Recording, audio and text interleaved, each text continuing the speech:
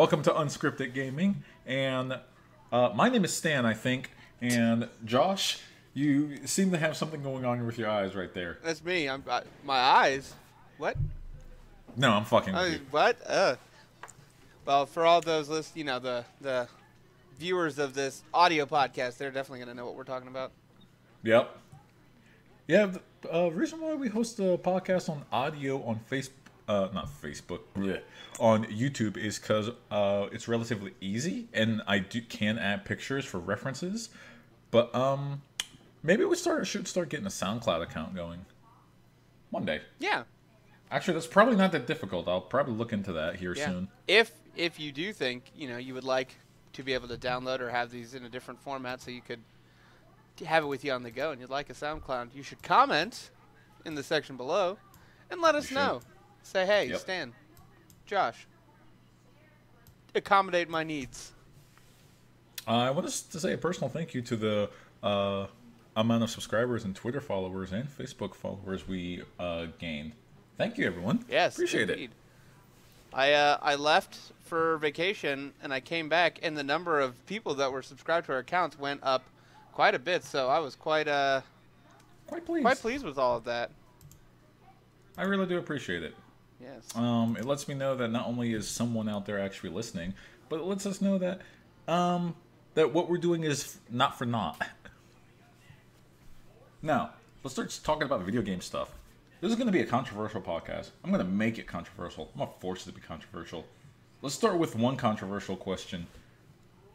So, Josh, what do you think about booth babes? It's tacky and unnecessary, but I'm not going to complain about it. But they're not needed. They're unnecessary, and it really just fits into the stereotype that we're a bunch of unsexed neckbeards. Granted, there are booth babes at other conventions in forms of places too, grid girls and all that such, but yeah. I'm not, I wouldn't be upset if they went away, but I understand why they're around. You know the word ambivalent? You know the phrase of I don't care? Indeed. That's how I feel about booth babes. Yep. I don't care. I feel that people that go all the way towards it, like, yes, we need booth babes, those people need to calm it down. And for everyone that says we should ban booth babes, those people also need to calm it down. Why? Okay, first of all, the booth babes aren't just a sexist object that is placed in there. They seem to forget. This is a woman that voluntarily chose to take this job for money, a decent amount of money. Booth babes aren't like paid shoddily, mind you. Companies do pay quite a bit for their services. And they have a relatively easy/difficult job. It depends on what they're doing. If their job is actually to know about the game or the material that they're selling in question, plus also keep their body in shape, then that could be relatively difficult, especially if it's a brand new game that they have to learn sometimes in as little as a couple days. If it's a booth babe where their job is just stand there, look pretty, all right, your job's not that hard, but standing all day, I imagine, quite annoying. Is it something that I feel should be banned? No, I don't. I'm sorry, I'm a capitalist. I'm not for banning anyone's job, really. If there's a need for it, let it, and it's not hurting anyone, let it be. The only person it hurts is the person that got fired. You know what I'm saying? And I know there's the whole rhetoric of we as an industry need to grow up. Well, cars have been around for the past 150 years, I think, and they have car models all over the place. Am I mistaken? Nope. So, what's the argument? Is Stan's question. What's the argument against booth babes? Not necessarily towards you, it's more rhetorical. Most people's arguments towards booth babes is it's tacky, it's kind of like you said, unneeded. Some people say I wish we just didn't have it. Some people say it's misogynistic to have booth babes. Well, if it's misogynistic, then have booth guys. I don't care. Put a guy in a banana hammock. Do not care. I'd actually find that hilarious. Booth babes I see as a form of attracting the male gaze. If you have a guy with, like, I don't know, if he had like a creeper from Minecraft hat on, like an oversized like mascot helmet, and he had nothing on but a banana hammock, and he was clearly just this ripped guy. I'd go to that booth also still. I'm not gay, I'm not bisexual, but I would find it so hilarious. I'm in it to win it. Yeah. Yeah. Yeah. So, yeah, I got nothing against booth babes. But there's been more whispers about trying to get rid of them. I just don't know why.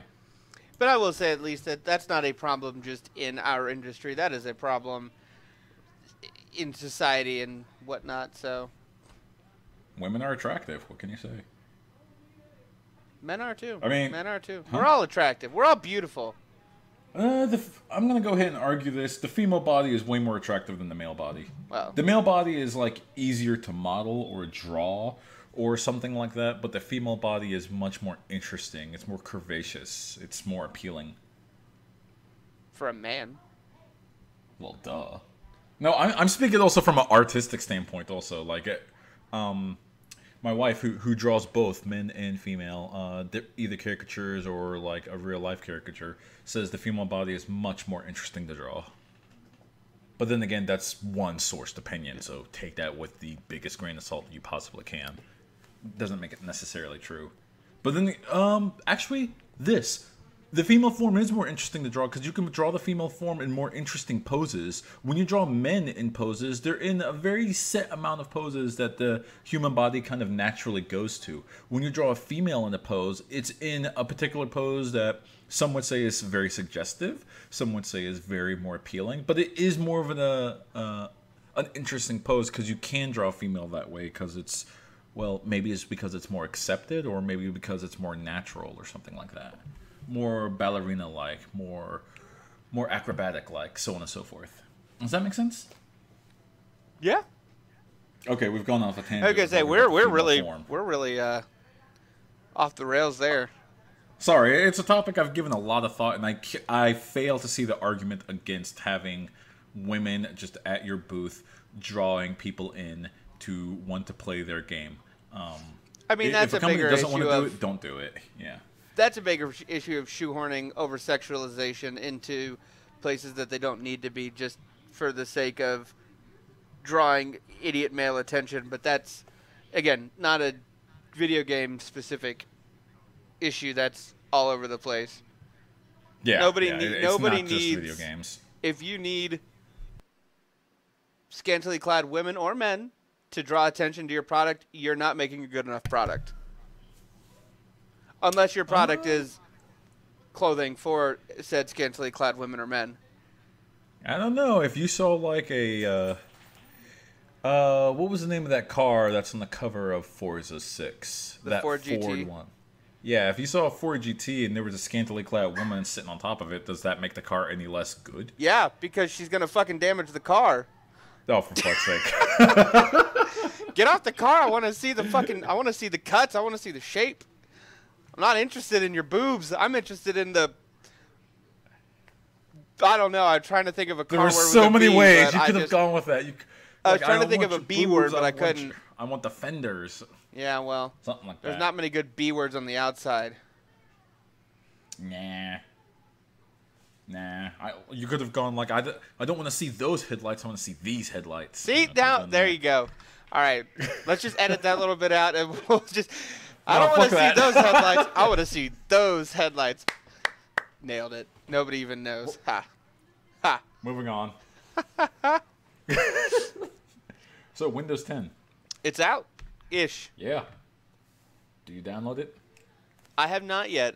See, I don't know, because I know when it first came out, it was only really, it's available to Windows insiders and other people, and it's rolling out slowly. I don't know if it's fully available, but I will probably wait maybe a month or two before I go ahead and download it, let people work out, most of the kinks, bugs, any driver issues, or issues with game compatibility. But so far I've heard very positive things about the download process, integration with Windows 10, games working on it, drivers working on it. Which is very surprising for the release of an operating system. Yeah, for the release of an operating system, I never, ever download it day one or week one. I always let that stew for a little bit. I don't want to be a Windows beta tester for a full release. No, but again, I realize it's also been in beta for quite some time, but still. Yeah, but I hear that things have gone fairly smoothly so far. The numbers of people downloading it are picking up, and the early reports are good. Again, we will see here over the next few months how things progress, but I will likely be downloading at some point. I've got the icon on my computer, so as of right now, all the drivers that I have on my computer are functional with Windows 10. So when it's my turn in a few months, I may just take that free update. Yeah, I got Windows 8, so it's going to be a free update for me. I think Microsoft wants to scrub that one from the earth, kind of like Vista. I think they just want to get everybody on the same operating system. I mean, then they should stop releasing shit ones every so often. 7's great. But here's the thing. 7 is Vista cleaned up. That's the funny thing is it's oh no. It's not that much different than Vista. They just changed a few things, put a new slab of paint on it, and said, "Hey, here's a new operating system." It's really Vista. It's Vista, but it works. 10 is Windows 8's Windows 7. If you catch. What happened to Windows 9? So they said because it was such a big leap forward that they were going to skip number 9 because it was 2 operating systems ahead of itself. What I actually heard is that because of Windows 95 and Windows 98, adding another 9 had some really weird BIOS issues that they couldn't get around, so they just said, fuck it, we'll call it 10. Interesting. You know what? That's the most reasonable thing I've heard. Most people just assume the conspiracy that Windows fucks up every other OS, so everyone's going to skip 9 anyways. So they did as well. No, they were going to skip 10 because 9 would have been the good one, 10 would have been the suck one. Because 8 was the suck one this time around. Well, there are some people who are even surprised that they put a number on it at all. Because I mean, they really are going to be pushing Windows as a service now. We may get one more tentpole release, but more and more people think that at some point we're going to hit the last version of Windows, and then they'll just keep incrementally updating it. So I'd like to see that. I mean, we're starting to hit a full peak in technological advancement in computers. We're starting to get there. The leaps aren't starting to be gigantic anymore. They're starting to be just kind of piecemeal, like service packs, updates, minor things. But we'll see. We'll see what the future holds. We just need an innovator to just kind of push that boundary. Who knows? Maybe VR or AR will do it. Who knows? Let's move on. Five Nights at Freddy's 4 came out. Yeah. I haven't played the first 3. I don't plan on it. I have no interest in it. I haven't played any of them, but I have watched Let's Plays of all 3 of the games. They are decent horror games. They're not horrible. They're just very basic horror games. And that's okay. It's made by one guy who clearly made them inside the span of a couple months. Obviously. They obviously do function on jump scare and you being afraid of the jump scare. So it works out. I'm not going to say the games are bad. They're just okay. But this is the 4th one and supposedly the last one. And Scott Cawthon on Steam released this big long post that you can easily find on Steam if you click through Five Nights at Freddy's 4. Where he's talking about how people constantly bash him for making these very simplistic games. And people can sometimes be very critical of his games. And he's accepted criticism, hits it on the nose. But then he tells this very sombering story of how before Five Nights at Freddy's 1, or while he was actually developing it, he was just a stalker at a Target in the freezer section. And before that, even, he worked as a cat. No, I'm getting it mixed up. Before that, he was a cashier at a Dollar General. And before that, he was a stalker in the freezer section at a Target. So this is a guy who was basically a wage slave that decided to make something of himself and release at least a halfway decent horror game. And Tell you what, for games that were made entirely by him in the span of a couple months, knowing that, it's not bad. It's not bad at all. No, absolutely not.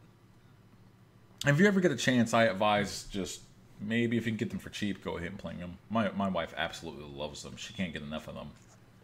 She's also into the lore that Scott Cawthon made up for them. Maybe. But we'll see. Moving right forward, being that neither of us played or intend to really play the game. So, Josh. Yes. Have you heard of Colonial Marines? Vaguely. Aliens Colonial Marines. A little bit. And it's been a while since I've thought about it or gave any passing interest to it. You're familiar with Borderlands, right? I am familiar with Borderlands. Been playing through it a little bit recently. You're familiar with the company that makes Borderlands, Gearbox Studio, right? I am indeed. All right. Did you know that they were getting a class action lawsuit getting placed against them and Sega for false advertising? No, I did not. Oh, man. You got to plug yourself in a little more. I was on vacation. I have not been paying attention to anything in the news. All right. So, fair enough. So, Colonial Marines is being a class action lawsuited for false advertising, and Sega and Gearbox are on the bench. Actually, no longer Gearbox Studio. Gearbox was let go because they pleaded their case that they had nothing to do with the quote-unquote false advertising, even though Gearbox Studio had a lot to do with the false advertising. They were the ones showing the demos, they were the ones hyping up the game. Sega published it, but Sega's just as guilty of it.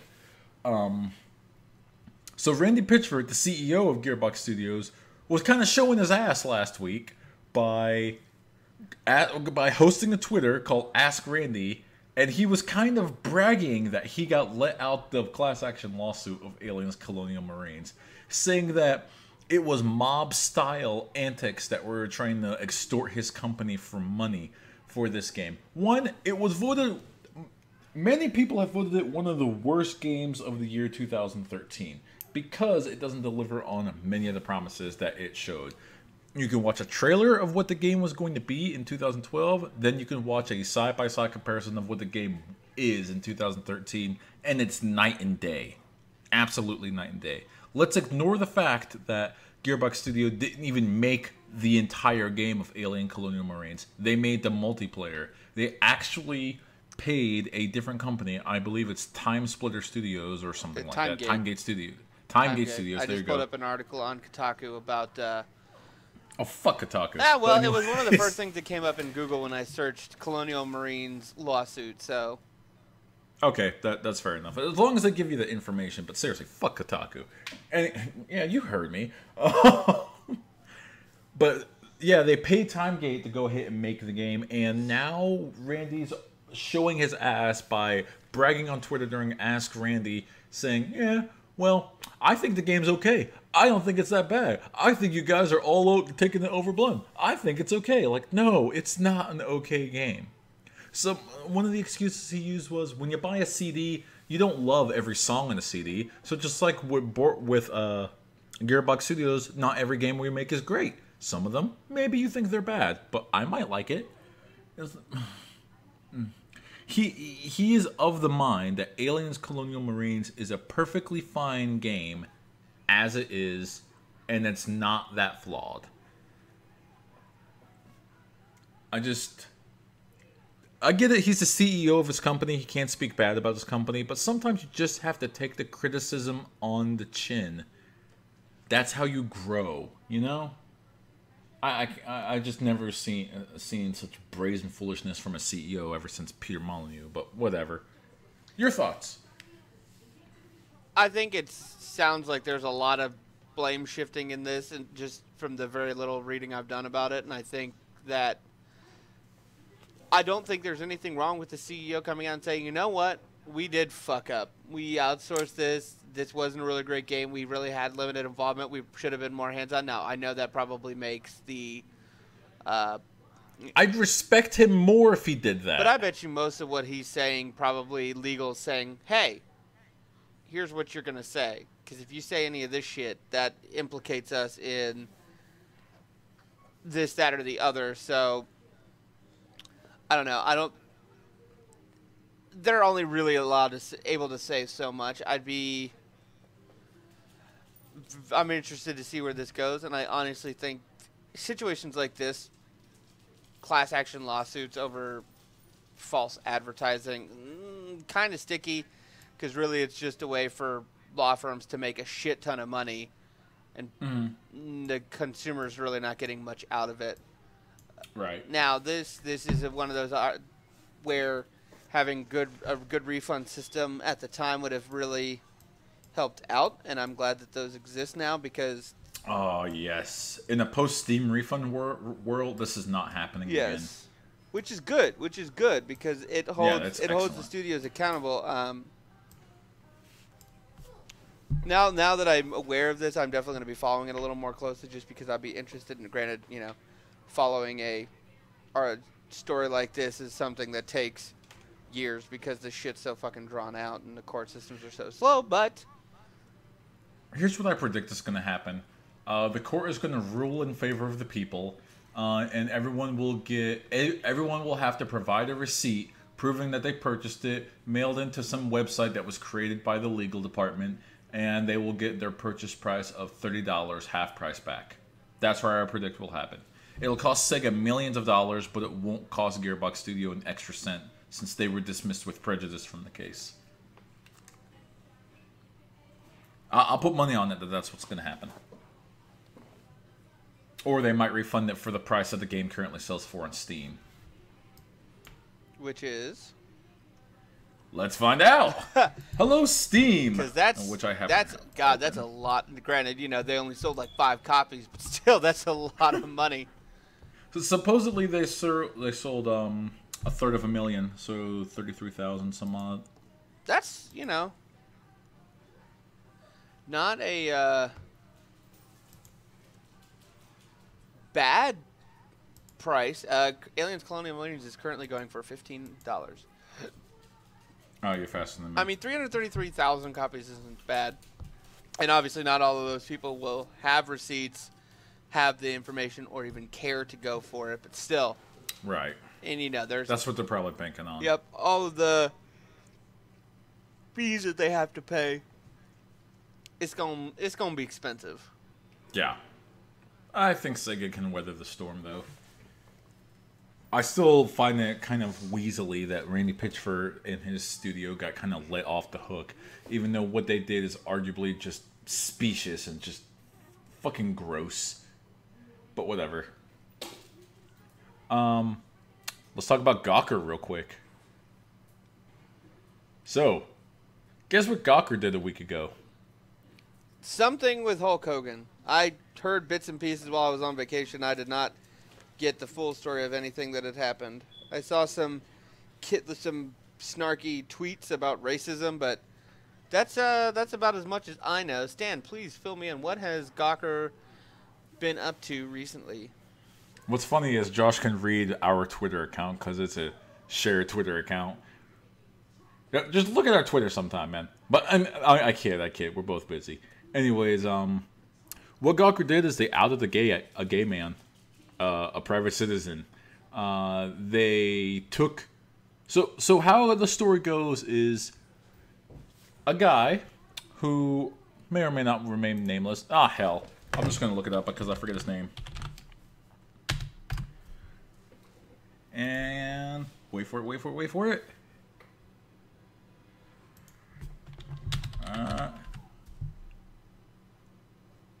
There we go. The CFO of Condé Nast, which is one of their rival companies. Condé Nast is one of the companies that own, if not the company that owns Reddit. Mm-hmm. Right? Yeah. And the CFO's name, let's find them.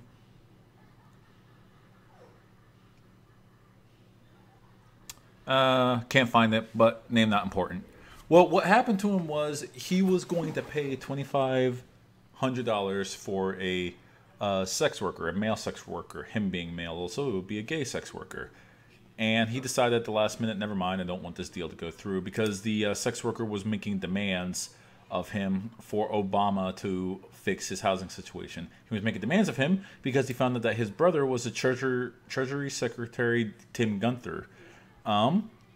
So, removing all journalistic integrity, this person, the one that was trying to blackmail the CFO of Condé Nast, sent all this information to Gawker. And what did Gawker do? Publish all of the text messages, all of the pictures, the quote-unquote proof of the cash, like a big mailing box full of $2,500, and just basically outed this guy who may have been a closeted gay man, right? That's a private citizen. You shouldn't have done that. That's pretty fucked up. I don't think he deserved that. What gives you the right to do that? Are citizens, are private citizens, not entitled to their own privacy? Apparently the Gawker, no. Now, Gawker did something that they pretty much have almost never done. They pulled the article. If you try to look for the article, you won't find it under Gawker, because they actually pulled it. This is a site that published, as you were saying, Hulk Hogan's sex tape, where he was caught cheating on his wife with his wife's friend, and that's also after he cheated on her and made those racist remarks. He called someone the N-word. Right, repeatedly, not just once or twice. He like repeatedly addressed someone as the N-word in casual conversation. It was pretty fucking racist. There's no other way to put it. So after they done that and Gawker pulled the article, what's the best way to put this? Twitter exploded. That's the best way to put it. Because this Gawker Media, and this is why I said fuck Kotaku. Gawker owns Kotaku, they own Jezebel, they own IO9, they own Lifehacker. They own pretty much every clickbait site you've ever heard of, right? It's a multi-billion-dollar company that just relies on clicks. That's what they go for. They actually have a giant board inside their office that shows how many clicks per article each article is getting, because they need the clicks, because that's how they get money. So I hope the CFO kind of sues Gawker. I do. They probably won't. The founder of Gawker, Nick Denton, who's also, well, he owns the company, he said it was a decision that he regrets that the article was even published in the first place. The main editor that approved the article quit. His friend also quit, so 2 managing editors quit. Some of Gawker's staff just up and left because, one, some of Gawker's staff is just full of just the scum of the earth, and they found out that when articles can get pulled, they're like, no, I want to publish garbage articles, and you're not going to let me? Fine, fucking them out. Like, good. Thank goodness. Good luck working anywhere.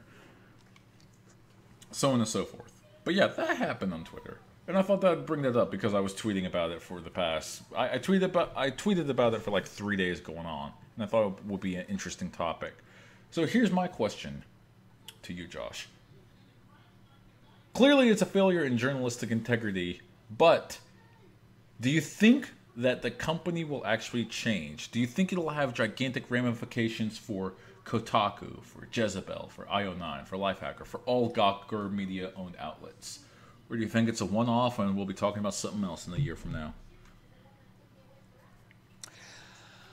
You know, I think it'll bring about change in the short term, but I do not think that it will bring about a long term. Now, you know, there are certain sites like Lifehacker. I don't see posting anything super controversial. I enjoy Lifehacker, but there are other sites like Gawker itself, where I think you're gonna have people who post things that they shouldn't, and somebody around there not really make. Now, I could be wrong. They may take a big hard look at themselves and say, you know what, we need to make sure something like this never happens again. And if they do that, that's phenomenal, because it's one thing to post things about people in the public space, in the public eye. It's another to do something to a private citizen who really has no bearing on the world or is just living their life and interfering in that way. But my gut tells me this isn't going to bring about a massive change in the long term. Don't think so? You know, I just no. So here's something else I've noticed. Check this out. Gamergate, if you're familiar with them, seems to be doing an online campaign to boycott Gawker by emailing all of Gawker's advertisers and telling them that, hey, I'm a consumer, please stop supporting this form of media or I'm not buying your products. Seems to be working. It's so far cost Gawker, as they've reported, 7 figures in advertising revenue lost.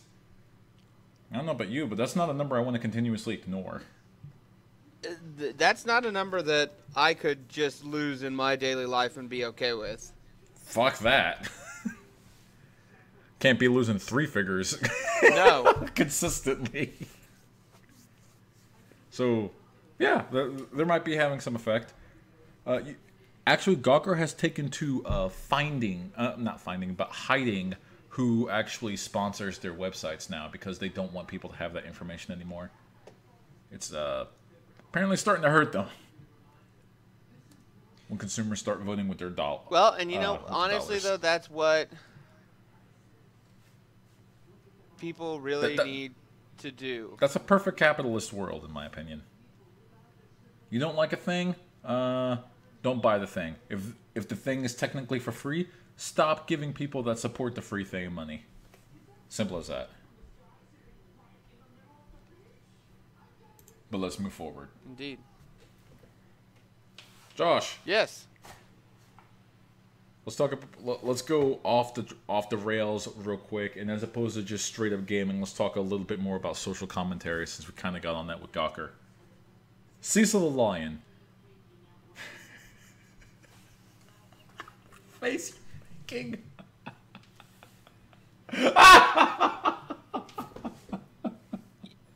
Jimmy Fallon, not Jimmy Fallon, Jimmy Kimmel said it best when I first heard about, you know, this big lion getting killed, that it wasn't an American. I was just like, you know what, thank God, because we don't really need to take the hit.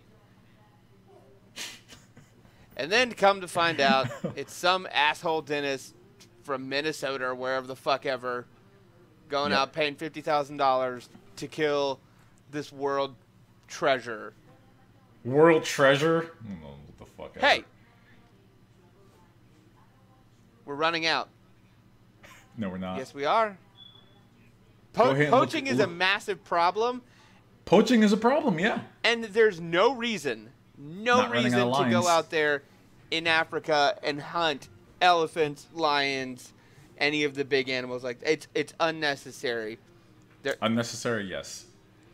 And the fact that, you know, until the lion starts, unless the lions are actually being a nuisance and killing people in your village, which happens. Yes, it does. But Cecil was not one of them. I mean, that motherfucker would come up to safaris and like just hang out. You know, birthed many, many children to try and increase the population of this endangered animal. And for the dentist to say, oh, we didn't know that we weren't allowed to kill him off the reservation, even though we tied meat to a truck and, you know, led him off the path. Just, I hate people. Can I just say that? People so fucking here's my thing suck. about the whole Cecil the Lion thing. Should that dentist guy, whose name I just forget and do not care to mention anymore because I've mentioned it too many times, should that I'm sorry, I lost my train of thought. Should he have killed the lion? No, of course not.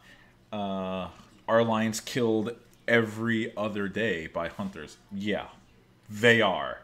Whether we like to admit it or not, people pay to kill big game. Lions, panthers, other big cats. Not elephants, no. Not really elephants. No, elephants are... There's a big... The elephant population has dropped 61% in the last decade because of people killing them. But that's poaching, though. There's a difference. This is a big game hunter. Gotcha. And which has been happening for hundreds of years. It really has. Whether people like to acknowledge that or not. What was different about this situation? the guy took out the wrong lion. Had he taken out a lion that you didn't know the name of, that didn't have a name, no one would say shit right now. But because this lion supposedly had a name and was kind of cool, I guess. I don't know. I never heard of him. This doesn't... Let me be frank in saying this.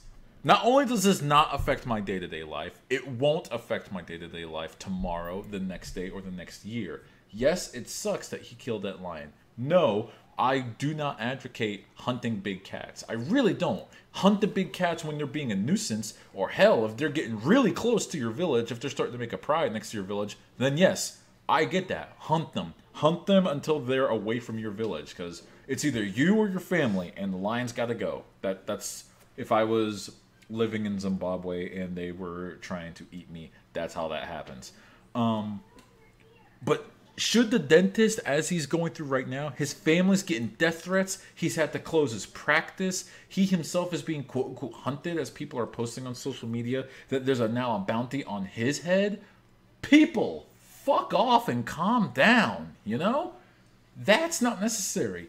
Hunting that, hunting the hunter, as being calling it, as people are calling it, is not going to bring Cecil back. It's not. It's not. Making death threats against his family, who probably had nothing to do with it, what's that going to solve? Now, don't get me wrong. That is taking it way too far. Having to lose his business because he wanted to do something which is technically legal in that country. No. Hunting that lion off a conservation post, that was illegal. And there'll be a trial for that. Let the law handle that. You know what I'm saying? But demanding to take social justice into your own hands and just make constant threats about this guy and ruin his life because he did something that he thought was perfectly legal in that country, it's not cool. It's not needed. It's not warranted. And no one, and the people that advocate this aren't helping the situation. Now, what I will say is threatening to kill him, bad. Losing his practice, perfectly acceptable, because one, you know, there's always the argument to be made when your medical professional is out there doing something illegal, you probably don't want them being around you just because of the ethical nature of it. Two, this is people speaking with their wallet. They don't like something that he did, so they're not going to... No, he closed his practice because of the death threats, not because people stopped going to him. You know what? People don't want to partake in your services. They're not gonna, because you're an asshole. I would agree. Also, I his would practice is going to close anyway because he's going to go to jail. So, I doubt he's going to go to jail. Well, he should. I guarantee he pleads his case. He presents the forms and papers that what he thought he was doing was perfectly legal. That'll be it. And I doubt the United States of America is going to let him get extradited to Zimbabwe for big game hunting. I will put cash money on the table to find out if that happens or not. Josh, you got a PayPal, don't you? $10 says he doesn't get extradited to Zimbabwe. Well, no, he's not going to get extradited to Zimbabwe, but he's going to get in some trouble here. No, he won't. Anything you do outside the country is not illegal in this country. You know? What he did out there...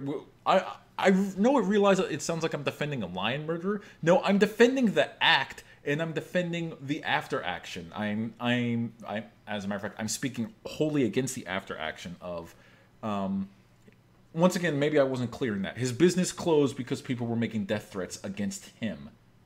So obviously he can't run his business if people are threatening to go kill him. Not cool. That's not solving anything. It's making everyone else look like an asshole. It really is taking it too far. You want to know what you could do? Don't go to his dentistry. There, you're pissed off at him. Don't get your teeth cleaned. Don't get your root canal done. Don't get your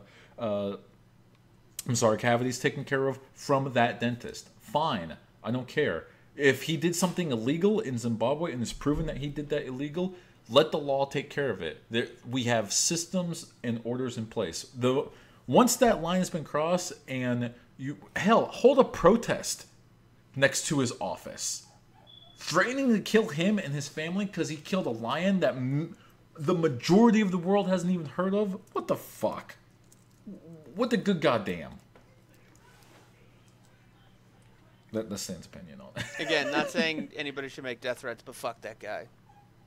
I don't care. I mean, if it's more like... If if you're the majority and you're just like, you know what, fuck that guy. Okay. Now, if you're part of the people that say, you know what, he deserves all the harassment he gets. Oh, well, hold on. Come on now. He doesn't deserve any harassment. The harassment that he gets for doing something that he thought was legal is unwarranted. No one deserves to be harassed. But I also personally don't think he thought that was legal, because there's no way that any fucking experienced hunter says, hey, let's lead this cat off the reservation so we can shoot it. That's, you know what you're doing is wrong. You know what you're doing is illegal. No, I'm not defending the hunt all the way. I'm not defending the entirety of the hunt. I'm defending that I'm going completely counter towards the harassment that he's receiving. That's all I'm interested in. Stop harassing this man. Everyone, please. If you are part of the people... I'm not saying you, Josh. I'm saying out there, if you're part of the people that are harassing him, you're part of the problem. You are leading towards outrage and harassment culture, and you're not helping anybody. That's not going to help him get to Zimbabwe for a trial any faster. You've disrooted his family. Most people don't even... Some people don't even know he has a family. The people that did still made death threats against him. That's fucked up. You know what? I wouldn't... If I did something that was, say, less than legal or even completely illegal, I wouldn't want my wife held responsible for that. Fuck that. That's my cross to bear. Leave her be. But anyways, that being said, Josh obviously feels this guy... I'm sure you're against his harassment. I know you, so I know you're against the harassment. Wait, are you? Against the harassment? Speaking for you. Are you? Absolutely. I mean, that... Yeah, he did something wrong, but let the legal system do it. We don't need any vigilante justice. Thank you. That's all I'm asking, you know. And also, everyone on social media with the outrage culture, shut up, keyboard warriors. I swear to God. I thought I'd vent for a little because it's getting to the point where it's almost kind of just frustratingly dumb. When you vent about it on social media, you're not helping any... Well, I mean, not vent about it, not necessarily. It's okay to vent. When you actually advocate harassment on social media, you're not helping anybody. Moving on. Let's get back... Now we're done with social commentary. Let's get back on topic to video games. Final Fantasy XII. For those who can't see, I'm raising my arms in an ecstatic fashion. Fuck yes. Final Fantasy XII rocks my socks. Give it to me on a modern... Please PC, but no. It might come to PC. It'll probably just be like two years after the fact. It'll probably come to PS4. Just call it what it is. But yeah, my favorite line from Balthier: "This is your story, not mine." Ah, I love that. Or did Balthier, or was he the asshole that kept saying that this is my story? I forget. But you know what? It may not have to be that much longer anymore. It said soon. Did you see a release date somewhere? There was no. Okay. There's an article on The Escapist talking about it that says supposedly Square Enix is making one, and supposedly it'll be soon.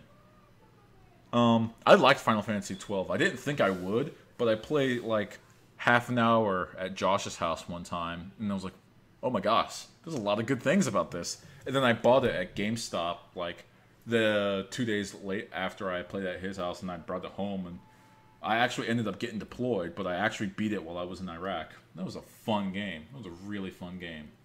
I really, really liked it. Yeah. Moving on. There's not much more to say. HD remake. I doubt it's going to be a full remake. I'm sure they're just going to polish it up, and bam, bang, bang, boom, there you are. Oh, for those of you that don't know me, I actually got married to one of the songs in Final Fantasy XII.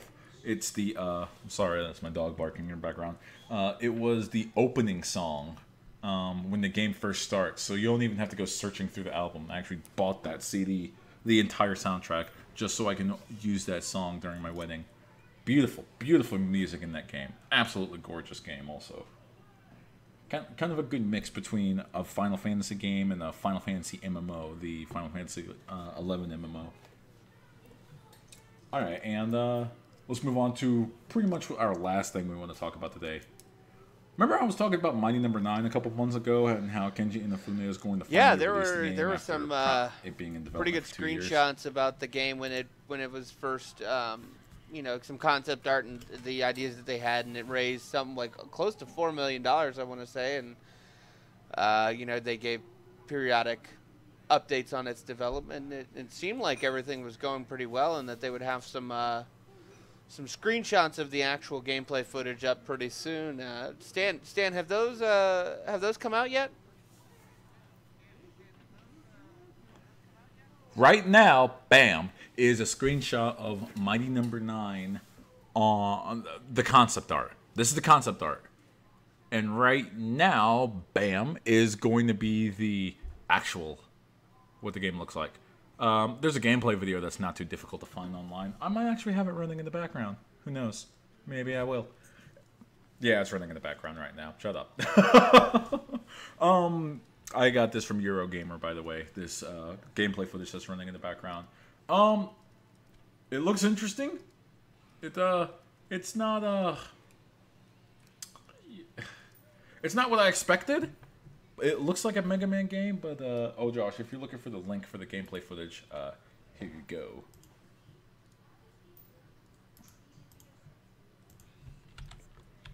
There you go. You can just skip to the middle of that. You'll see some gameplay footage going on in the background. And it looks okay. It looks okay. It doesn't look like it begs the question, so what did you do with the $4 million or some obscene number like that you raised? And I mean, honestly, this looks like a 3DS game. Yeah, it was close to $4 million. It does look like a 3DS game, doesn't it? But no, that's it running on like a now, okay, PC. so here's my thing. I have no problem with a game looking like this. You know, this is a perfectly respectable looking game. Mm-hmm. The problem is, though, and I mean, you know, depending on what you want to do, if we go back to just the screenshots of some of the early artwork, it is a massive difference from the concept art that was originally released and the product that was promised. Yeah. I mean, concept art is concept art. Let's be clear about that. It's just conceptual art. But people were donating money based on what the concept art looked like. And so when you donate money based on what the concept art looks like and then the product actually gets finally released, it's very different. It's very, very different. I mean, and here's the big shocker. This game asked for about $1 million, just under. It asked for $900,000, and then it was raised close to $4 million. Where'd the other $3 million go? What was it used? You know, it's and here we are seeing the. No, nor I. Full disclosure, I did not back. You know, we're seeing some of the risks people take with Kickstarter and how people can make major promises and say they're going to deliver on all these things and have massive stretch goals, but in the end, we have no control, we have no recourse, and you're kicking in blind. And yeah, Kickstarter can be a pretty beautiful and amazing thing, but it can also be pretty rough. I can't fuck you over if you're not looking close enough. Let's take this back. I haven't played the game yet. I haven't. So it might be great. It might be this is the art style that it needs to actually be an efficient game. Who knows? I'll let you know when I play it. I didn't donate enough to be on the beta access tier for the game. It's going to release this September. It's August 2nd right now, so we got about a month and a half. September 15th, by the way, before it comes out. But yeah, I'll give it a shot when the final comes out. I'm interested. I do like the Mega Man style games. You know, I don't know if today I really want a new one, but I'd be interested to give it a shot and see how it plays, how it feels. But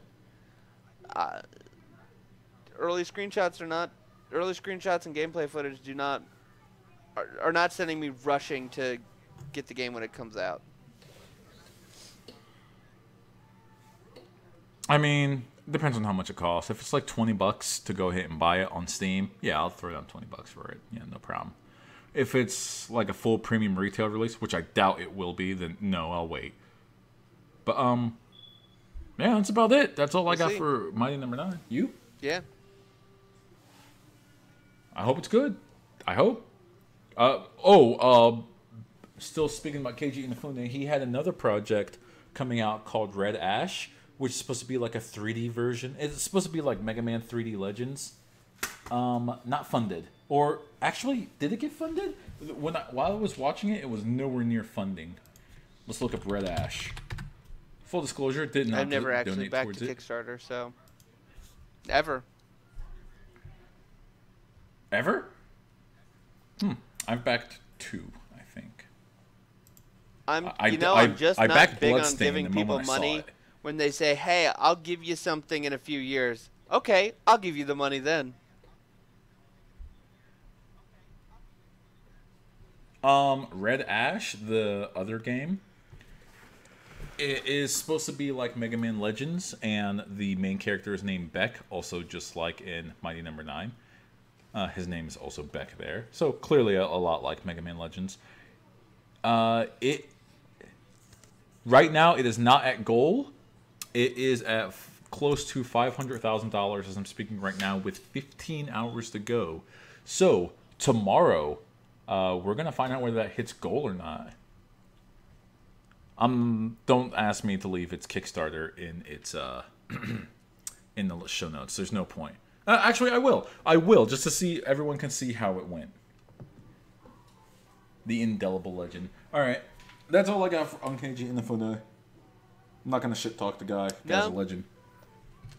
Maybe it's You got anything else? Maybe it's time to move on though. Maybe I think that should be it today. Work on something else. Well, Stan. Josh, where can people find our us social media? here on YouTube, Unscripted Gaming. Yeah. They can find us on Facebook at Unscripted Gaming. Just look it up on the search bar.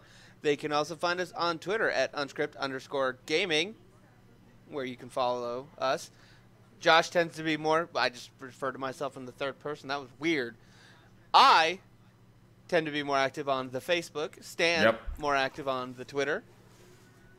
But between the three platforms, you can get at us in several ways. You can post on our wall. You can tweet at us. You can comment on the show here on YouTube. You can message us and let us know what's going on, how you're doing, ideas, thoughts, comments, concerns, bitches, moans, groans, game recommendations, ideas for us to talk about, shit to rile Stan up on Twitter. There's so many ways to jump at us. Jump at us? Get at us. Talk to us. Whatever. Words are hard sometimes. Get at us. And my offer still stands. If you follow us on Twitter, I will follow you back. Simple as that. I got nothing. All right. That'll be Unscripted Gaming. I'm Josh. My name is Stan. I'm going to try a new closing. Play good games.